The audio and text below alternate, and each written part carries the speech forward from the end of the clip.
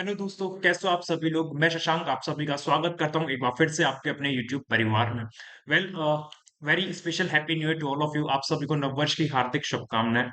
और मैं आप सभी के लिए प्रे करूंगा, यही दुआ करूंगा कि जिसके जो भी टारगेट्स, जो भी गोल्स 2023 में अधूरे रह गए हैं, जो अभी तक पूरे नहीं हुए, जो उन लोगों ने सेट किया था टारगेट 2023 में, जो किसी कारण से नहीं हो पाए हो, कहीं ना कहीं लैग करा हो, वो 2024 में स्टार्टिंग में अपने टारगेट्स और एसबीआई क्लर्क के जरिए पूरे कर सके। It's not all about the clearing the examination, right. किसी के और भी टारगेट्स हो सकते हैं, और भी गोल्स हो सकते हैं। तो उम्मीद और प्रे यही करूंगा आप सभी के लिए कि जिनके जो भी गोल्स थे, जो पूरे नहीं हो पाए 2023 में, जिनके हो गए बहुत अच्छी बात है, वेल डन। और जिनके नहीं हुए उन लोगों के लिए प्रे करूंगा और यही उम्मीद करूंगा कि उनके वो गोल्स 2024 में पूरे हो सके। और कुछ ऐसे भी लोग होंगे जिन लोगों ने नया अपना रिजोल्यूशन सेट किया होगा, नई टारगेट सेट किए होंगे 2024 में, कि उनको 2024 में अचीव करना है। तो उन लोगों के लिए भी मतलब यही है कि ठीक है यार, जो हो गया, लेकिन आज से भी हम लोग चेंज कर सकते हैं चीजों को। आज से भी अगर हम लोग डिसाइड कर ले कि हमें करना है और ठान ले, एक मतलब कंसिस्टेंसी बना ले, डिसिप्लिन लाइफ जिएंगे ना, तो प्रॉपर्ली मुझे लगता है कि 2024 में हम वो सारे गोल्स, वो टारगेट्स अचीव कर सकते हैं। तो थोड़ा सा तो मतलब मेहनत करनी पड़ती है हर एक चीज के लिए। तो चाहे वो मतलब कुछ भी हासिल करना हो, और सब चीज के पीछे मेहनत करनी पड़ती है। घर बैठे कुछ नहीं होता है। घर बैठे पढ़ाई हो सकती है, और उस पढ़ाई के लिए मेहनत करनी पड़ेगी आप लोग को। तो let's begin the session, start करेंगे।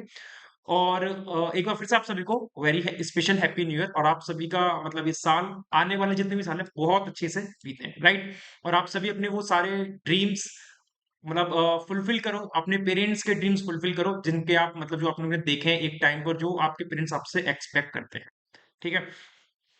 तो दोस्तों स्टार्ट करेंगे आज का अपना सेशन, जो कि अपना एसबीआई क्लर्क को टारगेट करते हुए। आज से केवल और केवल 4 दिन बचे अपने एग्जाम के लिए। आज 1 तारीख हो चुकी है, 2, 3, 4, मेरे हिसाब से 3 दिन बचे हैं। आज के दिन को एक्सक्लूड कर दें, 3 दिन बचे हैं, 2, 3, 4।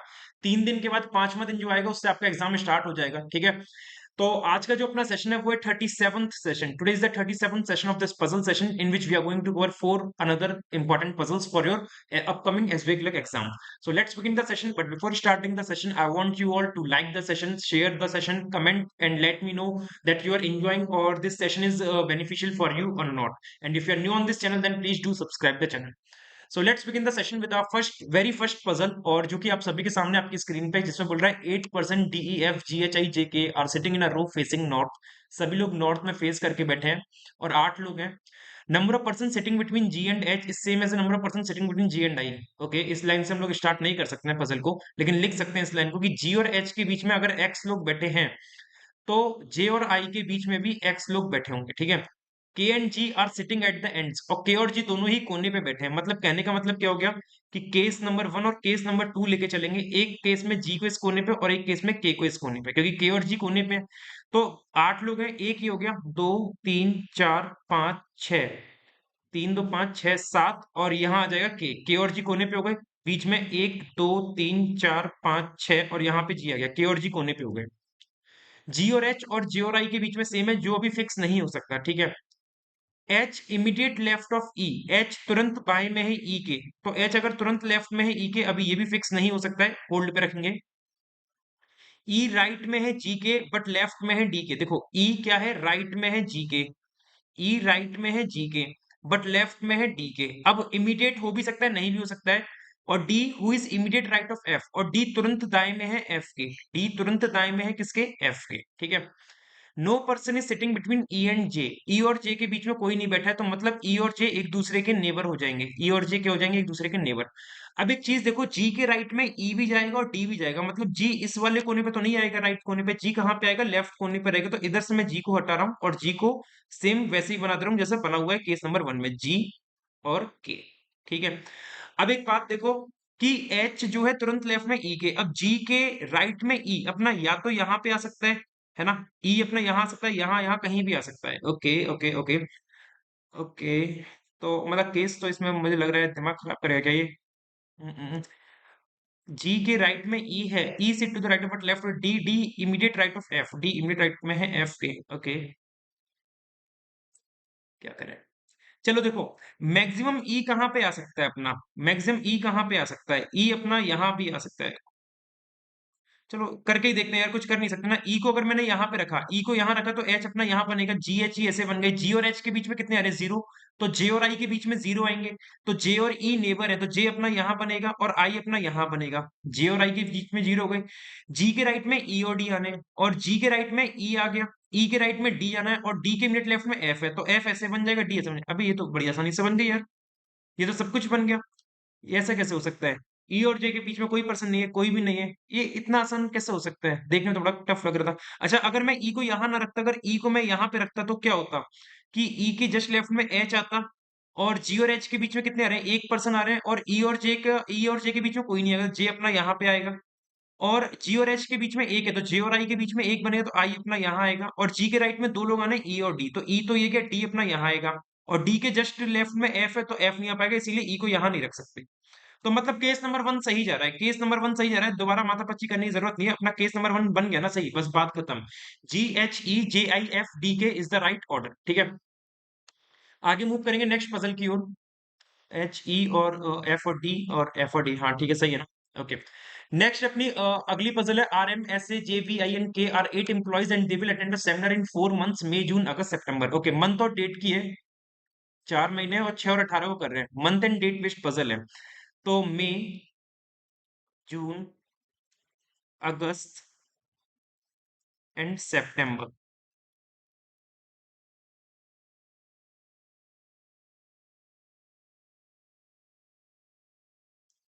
6 और 18, ठीक है। मई अपना होता है 31 का, जून होता है 30 का, अगस्त होता है 31 का, सितंबर होता है 30 का, और 6 और 18। चलिए सॉल्व करेंगे, ये केस नंबर वन नाम देंगे इसको, और इसको केस नंबर टू नाम देंगे, और देखते हैं क्या इसका सॉल्यूशन बनना चाहिए। None of the people can attend the seminar after S, S के बाद कोई अटेंड नहीं करेगा, तो एस अपना सबसे लास्ट में जाएगा यहीं पे, ठीक है। A does not attend the seminar in the month of 31 days, A 31 दिन वालों में नहीं करा, तो ए 30 दिन वाले में करेगा। अब ए 30 दिन वाले में कहीं भी कर सकता है, ए 30 डेज वाले में करेगा, ठीक है। G and I attend seminar after A on date 20th of different months, मतलब J और I A के बाद कर रहे हैं, A के बाद कौन कौन कर रहा है? J भी कर रहा है और I भी कर रहा है ना। G and I attend seminar after A on 20th of different month, और दोनों ही 20 तारीख को कर रहे हैं, 20 डेट को कर रहे हैं, डिफरेंट मंथ में कर रहे हैं, ठीक है। Different month, 20 date.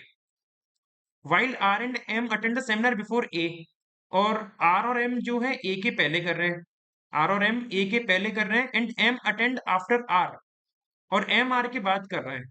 क्या okay, R and M attend the seminar before A से पहले कर रहे हैं आर और M, R and M attend, और एम अटेंड आफ्टर आर, और एम आर के बाद कर रहा है। तो मतलब आर और एम ऐसे बनेगा, आर एम ए, ठीक है। अब पहले इस चीज को फिक्स कर, देखो ए 30 दिन वाले में है ना, तो ए अपना सितंबर के 30 में तो नहीं आ सकता, ए अपना या तो जून के 30 में यहाँ आएगा, या फिर ए अपना यहाँ पे आएगा। ए के पहले दो लोग आने, आर और एम, तो ए के पहले आर आएगा और फिर एम आएगा, और इस केस में ए के पहले आर एम ऐसे आ सकते हैं, या फिर आर एम ऐसे आ सकते हैं, या आर और एम ऐसे आ सकते हैं, ठीक है। और ए के बाद देखो कौन कौन आने थे, ए के बाद जे और आई आने हैं, दोनों डिफरेंट मंथ में आने 20 तारीख के, तो ए के बाद जे और आई 20 तारीख में है जी, 20 तारीख तो है नहीं, 18 तारीख होगी यार ये, 18 होगा, 18th ऑफ डिफरेंट मंथ है ना, इसको 18 कर लेना, 18th ऑफ डिफरेंट मंथ कर लेना, on date 18th of different month, 18 होगा ये, 18 डेट को, ठीक है। तो ए के बाद जे और आई आएंगे 18 तारीख को डिफरेंट मंथ के, तो जे और आई में से कोई एक यहाँ पे आएगा ए के बाद, और जे और आई में से कोई एक यहाँ पे आएगा 18 तारीख को। लेकिन केस नंबर टू में देखो ए के बाद जे और आई 18 तारीख को आ नहीं सकते, इसीलिए केस नंबर टू गलत हो जाएगा, केस नंबर टू गलत हो जाएगा। अब आपको ये भी बोला गया है कि K does not attend the seminar in the same month as both J and S, K J और एस वाले महीने में नहीं करता है, तो के यहां तो नहीं करेगा, और के यहां पे करेगा, तो भैया जे यहां नहीं आना चाहिए, तो के अपना यहीं पे आएगा, और यहां से जे गायब हो जाएगा। यहां से कौन गायब हो जाएगा? जे। तो अगर जे गायब हो जाएगा यहां से, तो यहां पे कौन रहेगा? यहां रहेगा आई, और यहां पे रहेगा जे, और एक पर्सन बचा है, कौन सा बचा है? R M S, R M S, A J, A J, V रह गया है, वी आ जाएगा अपना यहाँ पे, इस तरीके से case number one is the right order, ठीक है। उम्मीद करता हूँ आप लोगों को समझ में आ गई होगी वाली बात। इसमें क्या है, बस एक चेंज कर लेना, 20 की जगह 18 कर लेना यहाँ पे, ठीक है। 20 की जगह यहाँ पे बस 18 करना है आप लोगों ने, और ये थोड़ा सा मिस टाइप हो गया, क्या हो गया भगवान ही जाने। 20 की जगह पे यहाँ पे आपको 18th करना है, 18। ठीक है, चलो नेक्स्ट। यहाँ पे भी 20 तारीख नहीं है, ये 18 तारीख है। ये क्या है, 18 तारीख।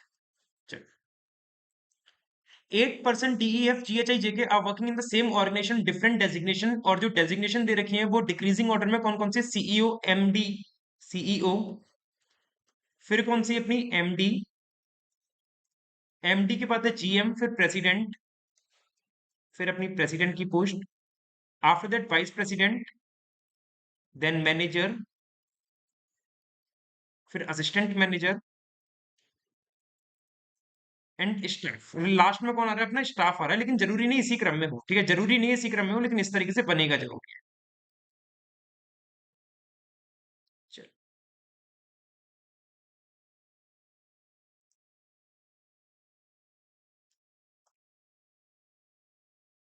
के is working as either president or manager. K या तो प्रेसिडेंट के तौर पे काम करेगा या फिर मैनेजर के तौर पे, तो के इन दोनों में से कहीं भी आ सकता है। दो लोग होल्ड कर रहे हैं पोजीशन के और जी के बीच में, तो एक दो जी यहां भी आ सकता है और एक दो जी यहां भी आ सकता है। एक दो जी इस केस में यहीं पे आएगा। ठीक है, अब केस नंबर 1A बना लेते हैं, जिसमें के अपना यहां पे रहेगा, एक दो जी अपना यहां आएगा और एक दो जी अपना यहां पे आएगा। डी 3 सीनियर है एच से, तो डी एक दो एच, डी और एच के बीच में दो आएंगे और डी पहले आएगा, तो डी एक दो एच नहीं बनेगा। अभी इसको होल्ड पे रखेंगे। ठीक है, डी एमडी और वाइस प्रेसिडेंट में काम नहीं कर रहा है, तो डी अपना एमडी में नहीं करेगा और ना डी वाइस प्रेसिडेंट में करेगा। अब एक चीज देखो, डी केस नंबर 1 में सीईओ में भी नहीं आएगा कि दो छोड़ के एच नहीं बनेगा। जीएम में आ सकता है, एक दो छोड़ के एच आ जाएगा। मैनेजर में आ नहीं पाएगा कि एक दो छोड़ के एच नहीं बन पाएगा। तो जीएम में आएगा डी और एक दो छोड़ के एच आ जाएगा यहाँ पे। इसमें सीईओ में डी को अगर रखता हूं तो एक दो छोड़ के एच आ जाएगा, एमडी में आएगा नहीं। प्रेसिडेंट में अगर मैंने रखा डी को तो एक दो छोड़ के एच आ जाएगा और वाइस प्रेसिडेंट में आना नहीं है, तो मतलब यहाँ पे सीईओ में भी आ सकता है और प्रेसिडेंट में भी आ सकता है। ठीक है, यहाँ पे सीईओ में जी है, डी इधर आएगा नहीं। डी को अगर मैंने यहाँ रखा, ओके, एक के एंड जी के बीच में दो है, ओके, और एमडी में डी आएगा नहीं। जीएम में डी रखा तो एक दो एच आ जाएगा, वीपी में आएगा नहीं, और मैनेजर में रखा तो नहीं बन पाएगा। तो यहाँ पे केवल जीएम में डी आ पाएगा और एक दो एच अपना ऐसे बनेगा। ठीक है, चलो आगे देखते हैं। अच्छा देखो, सीईओ में भी नहीं आ सकता, सॉरी, केस नंबर 2 में सीईओ में डी नहीं आएगा, क्योंकि सीईओ में डी रख दिया तो एक दो छोड़ के एच नहीं बन पाएगा। बन जाएगा ना यार, ये डी तो अपना फिक्स नहीं कर रहे हैं ना। हाँ, आ सकता है, सॉरी सॉरी, आ सकता है। डी अपना यहां भी आ सकता है और डी अपना यहां भी आ सकता है इस केस में। ठीक है, आगे देखते हैं और क्या बोल रहे हैं।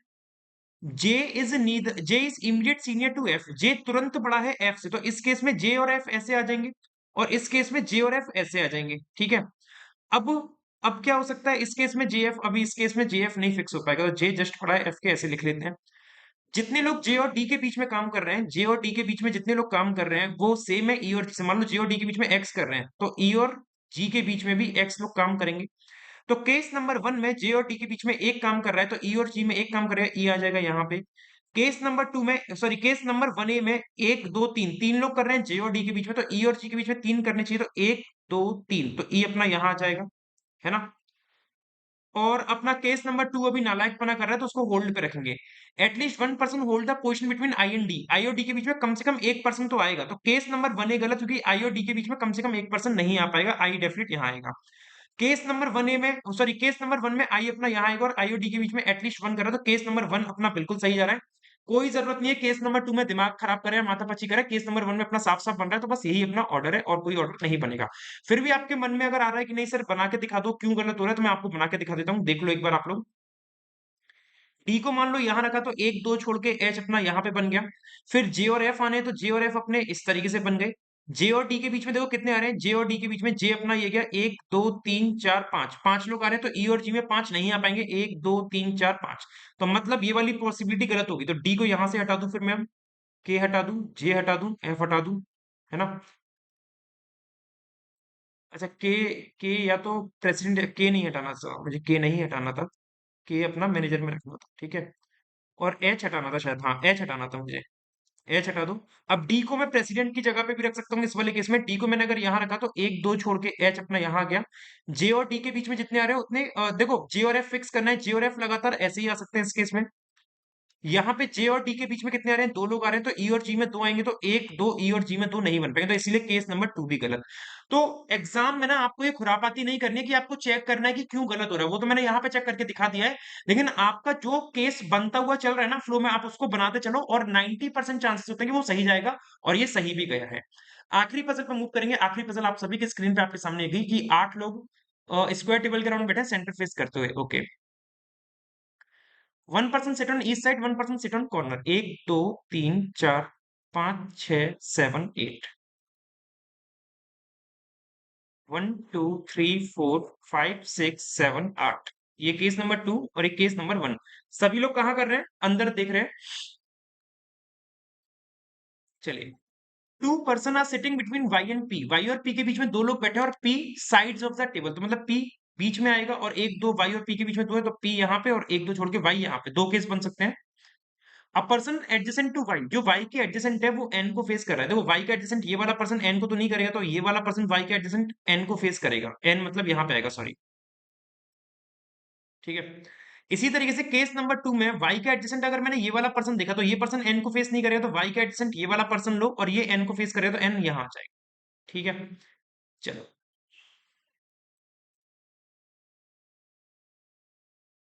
Neither P nor Y sit adjacent to H. Y और पी में से कोई एच के पास नहीं आएगा, तो 1, 2, 3, 4 जगह से एच कैंसिल, एच यहीं पे आएगा। इसमें 1, 2, 3, 4 जगह से एच कैंसिल, एच यहाँ पे आएगा। ओ से third left of T. O 3 left में है टी के, मतलब ओ और टी के बीच में 2 लोग का गैप आएगा और ओ लेफ्ट में रहेगा। ठीक है, ठीक है।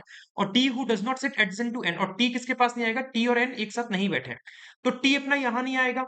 अब टी को यहां रखा तो 1, 2 ओ बन सकता है। टी को यहां रखा 1, 2 ओ नहीं बनेगा। टी को अगर यहां रखा 1, 2 ओ बन सकता है, तो टी मतलब यहां भी आ सकता है, यहां भी आ सकता है। ओके।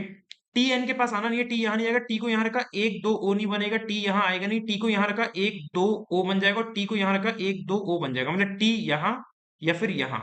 और इस केस में टी अपना यहाँ या फिर अपना 1, 2 ओ, और टी को यहाँ रखना एक नहीं, टी अपना यहाँ, इन दो जगह पे आ सकता है टी केस नंबर 2 में भी। ठीक है। W neither facing an nor P. W ना तो एन के सामने है ना पी के सामने, तो पी के सामने मतलब पी के सामने डब्ल्यू यहां नहीं आएगा और डब्ल्यू यहां नहीं आएगा, तो डब्ल्यू या तो यहां पे आएगा या यहां आएगा, तो डब्ल्यू जो है एन और पी के सामने नहीं आएगा। A person sitting immediate right of O. O के जो इमीडिएट राइट में डब्ल्यू को फेस कर रहा है।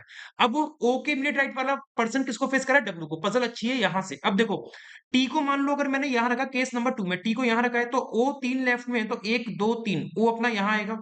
और person sitting immediate right of O, जो ओ के इमीडिएट राइट में है, ओ का इमीडिएट राइट कौन सा बनेगा? वाई बनेगा, तो वाई डब्ल्यू को फेस कर जाएगा, तो मतलब यहाँ पे ओ आ सकता है और टी आ सकता है। ये वाली चीज सही है। ठीक है। अब मान लो टी यहां से हटा दिया, टी मैंने रख लिया यहाँ पे। केस नंबर 2 की बात चल रही है अभी। टी मान लो यहां रख लिया, 1, 2 ओ 3 लेफ्ट आ गया। ओ का इमीडिएट राइट एन है और एन किसको फेस करेगा? आपको ये बोला है person sitting immediate right of O. O का इमीडिएट राइट ये गया और ये किसको फेस करे? डब्ल्यू को, है ना? तो डब्ल्यू यहां आ जाएगा। लेकिन डब्ल्यू एन और पी में से किसी को फेस कर नहीं रहा, तो लेकिन यहाँ तो डब्ल्यू एन को फेस करेगा, तो ये वाली बात तो गलत हो जाएगी। और जब ये वाली का बात गलत हो जाएगी, तो इस केस में क्या होगा कि भैया ओ यहां नहीं आएगा, टी यहां नहीं आएगा। ओ और टी क्लियर हो गए यहाँ पे। टी यहाँ रहेगा, 1, 2, 3 ओ यहाँ रहेगा। अब person sitting immediate right of O. O का इमीडिएट राइट कौन है? पर्सन। ओ का इमीडिएट राइट पर्सन वाई है और वाई किसको फेस करेगा? डब्ल्यू को। डब्ल्यू यहाँ जाएगा। ठीक है। और वाई देखो एन और पी के अपोजिट नहीं आ रहा। ये केस नंबर 2 में तो अपना ये केस फिक्स हो गया टी और ओ को लेके। यहाँ पे केस नंबर 1 में टी और ओ को अगर हम फिक्स करने की कोशिश करेंगे, टी को एक बार यहां से हटा दे रहा हूं मैं। ओ 3 लेफ्ट में, ठीक है, 1, 2, 3 ओ यहाँ आएगा, है ना? अब आपसे ये बोला है कि जो ओ के इमीडिएट राइट में है वो डब्ल्यू को फेस कर रहा है। ओ का इमीडिएट राइट ये क्या? ये डब्ल्यू को तो फेस नहीं कर पाएगा, तो मतलब टी और ओ गलत जा रहा है। यहां से हटा दे रहे हैं। एक कौन सी जगह थी टी और ओ के लिए? एक ये वाली जगह थी टी के लिए। 1, 2, 3 ओ अपना यहां जाएगा। ओ के जो इमीडिएट राइट में है, ओ का इमीडिएट राइट पी हो गया और ये पी किसको फेस करेगा? डब्ल्यू को। लेकिन डब्ल्यू एन और पी को फेस करेंगे, तो इस केस में टी और ओ तो गलत ही जा रहा है, तो केस नंबर 1 गलत। और इसमें एक पर्सन बचा है, वाई बचा है शायद, नहीं, Y W T P N O G बचा है, तो जी आ जाएगा अपना यहाँ पे। ठीक है। तो ये अपना केस नंबर 2 बिल्कुल सही है। उम्मीद करता हूँ आप लोगों ने भी सेम यही बनाया होगा, और ये इस पजल ने लास्ट में थोड़ा सा दिमाग यूज करा है, क्योंकि स्टार्टिंग में तो इजी थी, लास्ट में जाके इसने मतलब टर्निंग पॉइंट ले लिया। तो आज की पजल कैसी लगी आप लोग मुझे कमेंट में जरूर बताना। अगर अच्छा लगा सेशन लाइक कर देना, शेयर कर देना, और चैनल पर नए हो तो सब्सक्राइब जरूर कर लेना। पीडीएफ आपको हमारे टेलीग्राम चैनल रीजनिंग सर्च पे मिल जाएगी, जिसकी पीडीएफ मतलब जिसकी लिंक कमेंट बॉक्स और डिस्क्रिप्शन दोनों जगह पे गिवन है। नमस्कार दोस्तों, जय हिंद, राधे श्याम।